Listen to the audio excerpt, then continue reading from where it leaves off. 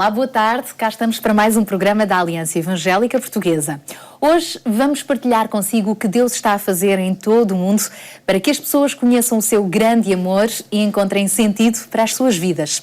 Foi por isso que Jesus, antes de subir para o céu, disse aos discípulos para irem por todo o mundo pregar o Evangelho com a promessa de que Ele estaria connosco todos os dias até à consumação dos séculos. Este desafio missionário continua a ser prioridade para a Igreja e é neste sentido que hoje lhe vamos dar a conhecer o movimento Lausanne, que desde 1974 tem unido líderes evangélicos de mais de 200 nações para juntos traçarem o curso de evangelização mundial para as próximas décadas.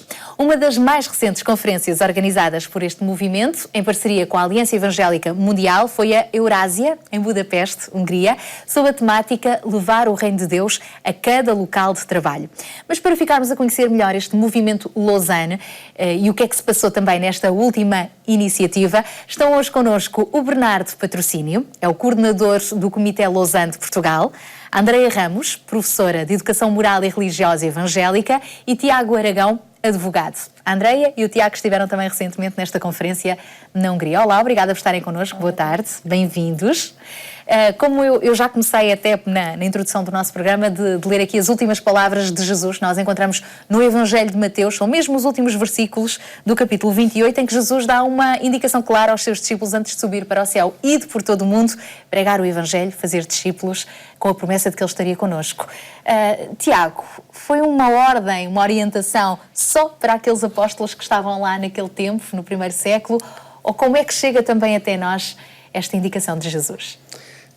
Foi com certeza para toda a humanidade em todos os tempos e de facto é a mensagem mais poderosa de toda a história jamais transmitida, porque de facto, como o próprio Jesus disse, Deus amou o mundo de tal maneira que entregou o seu único Filho para que todo aquele que nele crê não pereça, mas tenha a vida eterna. Diz o apóstolo João 3,16. E este Evangelho, de facto, é transformador do ser humano, transformador da sociedade, da política e de tudo aquilo que existe, porque aproxima o ser humano do próprio Deus. Ou seja, enquanto houver alguém que não tem conhecimento deste Deus maravilhoso, não tem conhecimento desta mensagem de amor, de pai, que se quer relacionar com o seu filho, vai continuar a ser necessário levar o Evangelho. E o discipulado é isso mesmo, é preparar as pessoas para conhecerem este Deus, conhecerem este amor, viverem-no e partilharem-no, para que mais possam ter essa experiência maravilhosa que é viver esse amor de Pai. Esta indicação que Jesus mandou, e já percebemos porque nós chamamos de a grande comissão, que no fundo então é válida para nós hoje também. E aqui encontramos Jesus a enviar os seus discípulos para ensinar e para batizar. No fundo, o que é isto de evangelizar, discipular, que acaba por nos mover a todos? Andreia? Evangelizar podemos dizer como diz a palavra no grego, que é ângelos, que é levar as boas novas. Estas boas novas é exatamente a mensagem de Deus para a humanidade. Como é que nós, vivendo nesta terra, poderemos ter uma vida saudável, uma vida boa, uma vida com uma perspectiva futura, não apenas aqui, terrenamente falando, não é? Mas viver um dia com Deus e ter uma vida de felicidade. E por isso é que nós, ainda presentemente, queremos levar esta mensagem a quem ainda não tem, no meu caso, na escola. É verdade, no caso da Andreia, que também vai poder partilhar connosco como professora, digamos que é o campo de missão, e aqui já estamos a entrar também um pouco no nosso tema do programa, no fundo é como partilhar esta mensagem, como viver o cristianismo em todas as áreas, nomeadamente no local de trabalho. E foi pensando em todas estas questões que surgiu em 1974 o movimento Lausanne, não é, Bernardo? Que movimento é este? O movimento Lausanne, que surgiu, como disseste, em 74, tenta ser uma força agregadora de vontades, de expressões, de diferentes correntes de pensamento que têm por base o Evangelho. Portanto, o movimento Lausanne, o que fez desde os seus primórdios com o primeiro Congresso Mundial de Evangelização, que aconteceu em Lausanne, daí o nome Movimento Lausanne. Ter nascido na cidade suíça de Lausanne, portanto, em 74, promovido inicialmente por John Stott e por Billy Graham, e onde se juntaram depois outras vozes, nomeadamente alguns teólogos da América Latina, que trouxeram ideias como a missão integral. O que é a nossa missão? A nossa missão é só falar do Evangelho, e o falar do Evangelho é uma coisa teórica ou é algo que impacta a vida das pessoas? E então todo este esforço, todo este diálogo que o Movimento Lausanne tem proporcionado, de pôr gente da cultura, gente das artes, gente das profissões, gente do mundo do trabalho, a falar de um mesmo Evangelho e da forma como sente esse Evangelho e da forma como esse Evangelho pode chegar às vidas das pessoas que têm realidades sociais, culturais diferentes, mas o Evangelho é tão rico que pode chegar a essas áreas e esses campos tão diferentes. Foi daí que surgiu então o Pacto de Lausanne, em 1974, subscrito por os fundadores deste movimento, nomeadamente Billy Graham.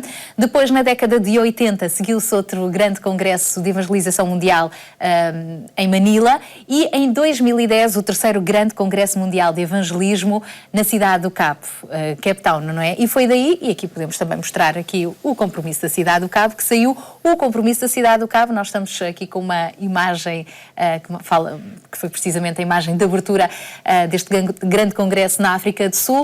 Este compromisso da cidade do Cabo, que resultou então desta conferência, acaba por ser uma declaração de fé e chamada à ação. E eu tenho comigo aqui a edição em português, porque depois saiu várias edições em várias línguas. Esta é bem portuguesa, não é? Com o padrão dos descobrimentos na capa.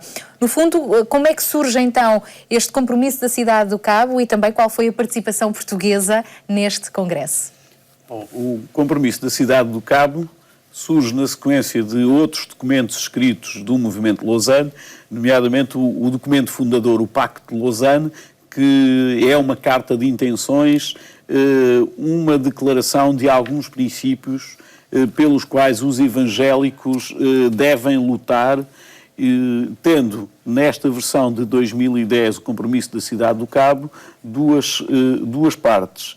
A declaração de fé, que basicamente é uma súmula das doutrinas, daquilo em que os evangélicos acreditam, e uma segunda parte, o chamado à ação, que consiste em pôr em prática a doutrina, a teologia. Ou seja, é a Bíblia, é aquilo que é o ensinamento doutrinário na prática, nas ruas, no desporto, na arte, nas profissões. E adaptado também a este novo tempo, a este novo século, a esta nova década. É uma realidade global, uma realidade multicultural que vivemos todos os dias. Portanto, isso foi, de facto, uma das coisas que aconteceu no Congresso na Cidade do Cabo. Onde estiveram presentes mais de 4.000 pessoas, não é? Onde esteve gente de todo o mundo, inclusivamente alguns portugueses. Sim. Eu fui um dos privilegiados ter participado nesta grande conferência e, junto com cristãos de todo o mundo, podermos discutir, podemos confrontar ideias, partilhar ideias e partilhar experiências. E esta é a essência do Movimento Lausanne. É um networking, uma construção de redes de trabalho, de partilha, de forma a que todos nos possamos ajudar nesta missão de fazer discípulos do Senhor Jesus. No fundo, é uma missão que continua até que realmente Jesus volte. E foi desta conferência, deste grande Congresso Mundial de Evangelismo na Cidade do Cabo, com a participação dos portugueses, que saiu o Comitê Lausanne de Portugal, também com o apoio integrado, de resto, na Aliança Evangélica Portuguesa, e saiu também este compromisso da Cidade do Cabo, que é quase que de leitura obrigatória, com boas reflexões sobre esta temática, e que está disponível também em PDF no nosso site da Aliança Evangélica, ou poderá mesmo na Aliança Evangélica Portuguesa também ser adquirido. Com isto já percebemos, no fundo, porque este movimento Lausanne e estas reflexões, que no fundo acabam por ser parte integrante da Igreja no seu todo, não é? Mais recentemente, o Movimento Lausanne esteve então na Hungria, não é? Onde o Tiago, a Andreia, esteve também presente com o seu marido, não é? Tivemos 3 portugueses nesta conferência a discutirem um pouco sobre a temática, como viver o evangelismo, não é? O cristianismo também no local de trabalho. Queres-nos explicar, Andreia, em que é que consistiu este encontro? Portanto, estavam cerca de 20 países representados, vários profissionais de várias áreas, nomeadamente alguns ligados a igrejas, ao governo, diversos setores da sociedade, e cada um estava lá com o intuito de dar um pouco da sua experiência, mas também receber, ou seja, partilhar a realidade deles no sentido de o que é que se está a fazer de evangelização no local de trabalho. Então houve diversas apresentações, algumas reflexões, houve também trabalho de grupo entre os participantes, também na busca de soluções, algumas estratégias que podem ser aplicadas depois a cada um dos países europeus. À parte disso, também estavam representantes de outros países, dos Estados Unidos, da Síria, e também puderam dar o seu contributo. Interessante, no caso de Portugal, tivemos ali 3 áreas do mercado de trabalho bem distintas representadas. O Tiago como advogado, também a Andreia como professora e o marido que é empresário, não é? Vocês têm uma empresa ligada às frutas, não é? Sim, sim. Então, em todas as áreas, no fundo, da mais simples à mais complexa profissão, há lugar para se viver o cristianismo. E eu perguntava precisamente ao Tiago, que foi um dos oradores convidados também nesta conferência, o que é isto de levar o reino de Deus a cada local de trabalho? Como é que podemos fazer do nosso trabalho um campo de missão? Sim, eu tive a oportunidade de partilhar um pouco durante a conferência aquilo que é a minha experiência pessoal, na qual eu tenho a oportunidade, através do meu trabalho como advogado, de poder ter um escritório aberto ao público no centro da vila, na qual posso acolher e resolver os problemas dos cidadãos e no qual posso também, havendo interesse nesse sentido, poder orar pelos mesmos, poder ajudar a resolver problemas noutros vetores, noutras áreas e poder assim ser influenciador desse tal amor de Deus que está em mim, que eu beneficio e poder transmiti-lo também às pessoas em redor. Claro que é um trabalho que muitas vezes não é totalmente compreendido por parte de todos os cristãos, porque muitas vezes há aquela distinção entre a vida religiosa e a vida profissional, e então no sentido de que na vida profissional é para trabalhar e a vida espiritual circunscreve-se por vezes ao tempo que se passa na igreja para quem é religioso ou na sua vivência pessoal, espiritual, individual, não é? Agora, de facto, aquilo que tem sido o motivador também do movimento Lausanne tem sido quebrar esse paradigma. Que o que importa não é tanto a religião, a vivência religiosa, mas uma vida de relacionamento diário e contínuo com Deus que tem impacto em todas as áreas da nossa vida, não é? A começar pelo nosso próprio caráter, não é? Nas decisões, nas posições que se tomam quando há questões a resolver. Sem sombra de dúvidas. Então, a forma como abordar os assuntos jurídicos ou da advocacia vão ser diferentes, tendo esses valores como base. E mais do que os valores, que é uma perspectiva também às vezes pouco falada, porque em relação aos valores ninguém nega. Valores, sim senhora, valores é bom ter valores. Honestidade, não é? Transparência. Agora, ter Deus, sobretudo isso é que é o importante, porque os valores vêm como consequência. Quando nós tentamos sobrepor, vamos lutar pelos valores, nós como seres falíveis vamos falhar.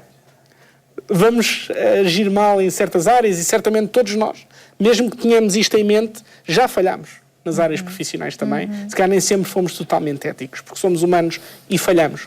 Mas quando temos Deus em nós, nós podemos então ser santos. Ser 100% santos, não pelo nosso valor, mas por Deus em nós. E essa é a mensagem poderosa do Evangelho. Então nós somos, se seguimos os valores de Deus, não porque somos muito bons, mas porque Deus está em nós. E porque nos mobiliza e nos instiga, e porque nós queremos corresponder a esse amor, manifestando essa realidade na nossa vida. E é isso que pode marcar a diferença no local de trabalho. No fundo, ser luz do mundo, não é? Receber essa luz de Cristo na nossa vida e nas várias áreas poder refletir essa luz. Por exemplo, na escola, como é que isso é possível, Andreia?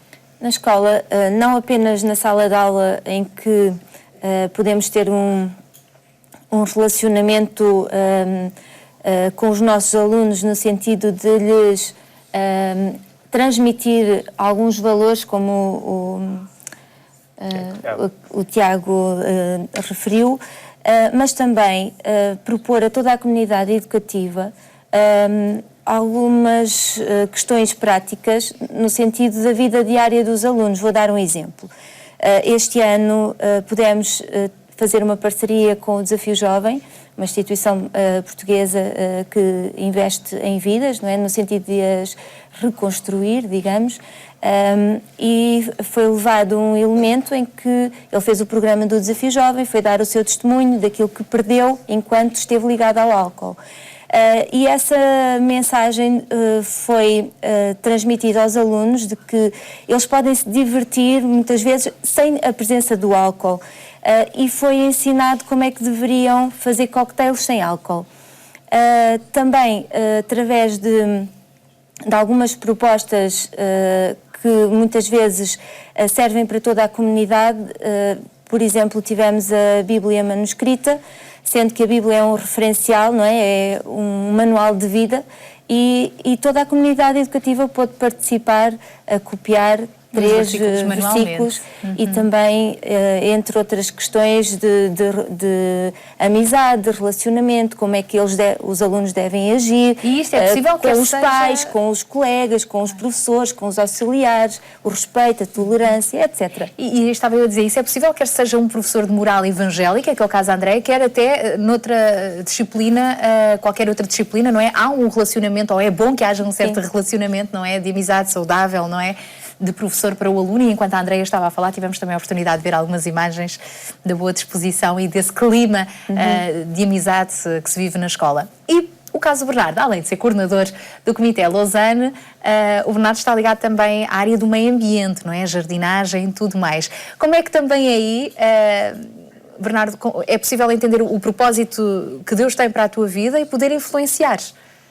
A minha profissão é, na prática, uma obediência àquilo que foi o mandato cultural. Quando Deus criou o planeta e o criou na forma de um jardim, deu-nos a responsabilidade de cuidar dele. Portanto, há aqui uma vertente de cuidar da natureza, de cuidar da criação, que é obediência pura àquilo que Deus nos instruiu a fazer. Portanto, nós vemos tantos desequilíbrios em termos ambientais, vemos tantas coisas que não estão a correr bem porque não tem havido da nossa parte o devido cuidado com o meio ambiente, com os espaços verdes. Portanto, no meu setor de atividade profissional, na construção, na manutenção de espaços verdes, isto não é mais do que uma obediência clara às instruções de Deus no cuidar do planeta. Imagino, Andréia e Tiago, que estes foram alguns dos assuntos que foram abordados na Conferência da Hungria, na Eurásia. Que outros temas pelos quais passaram, dos vários momentos ou seminários que tiveram a oportunidade de assistir, queres destacar algum para partilhar connosco? Sim, nós tivemos,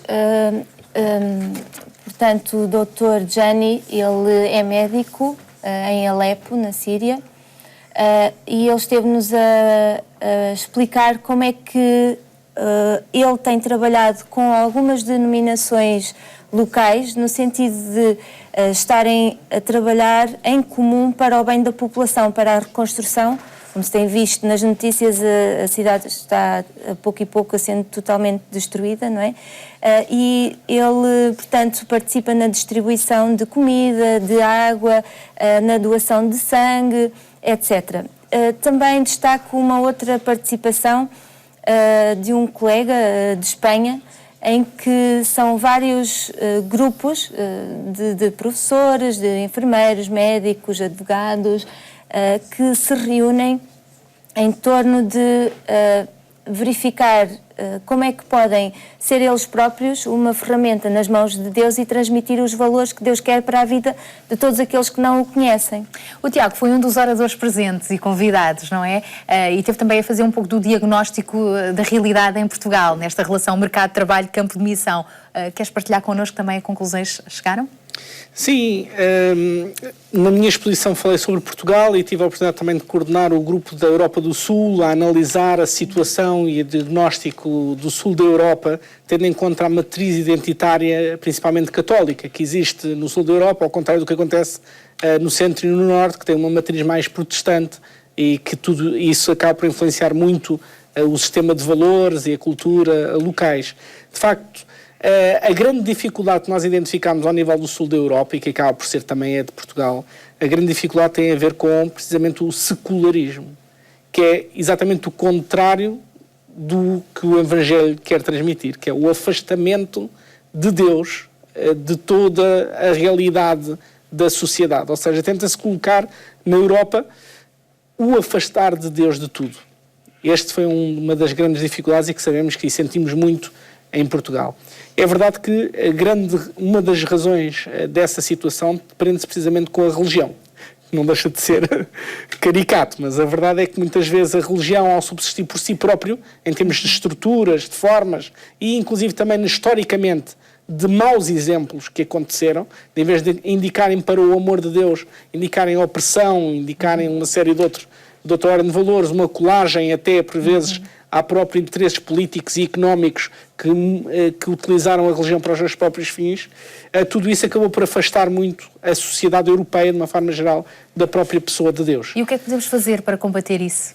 O que podemos fazer é precisamente viver o Evangelho e discipular de uma forma séria, honesta e autêntica, não baseada nas formas e no parecer, mas numa vivência real, diária, completa, integral da vivência cristã. Isto é que pode marcar a diferença. Porque o cidadão português, hoje em dia, não quer tanto saber da religião em si, mas preocupa-se com Deus. Preocupa-se com a sua vivência, preocupa-se com a sua realidade, com o que é que vai acontecer na sua vida depois da morte, com a realidade espiritual, porque essa realidade espiritual existe, independentemente de querermos pôr de lado. E Deus tem respostas para essas preocupações, porque Ele também se preocupa connosco. O nosso tempo está mesmo a acabar. E Bernardo, hoje estivemos aqui a falar um pouco mais sobre esta conferência sobre viver o cristianismo no mercado de trabalho, no local de trabalho também, mas o Movimento Lausanne ainda para este ano tem mais 2 conferências agendadas. Uma começa já dentro de dias, não é? Sim, estamos com jovens portugueses a caminho de Jakarta para a Conferência Internacional de Jovens Líderes, uma conferência que é promovida cada 5, 6 anos pelo Movimento Lausanne, e nós em Portugal tivemos aqui algum cuidado e algum trabalho em apontar alguns jovens portugueses para participarem em Jakarta, já agora de 1 a 6 de agosto.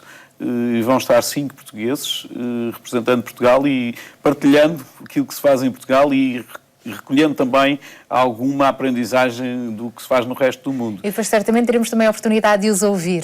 E para outubro? Para outubro será a Conferência Movimentos do Evangelho, que basicamente procura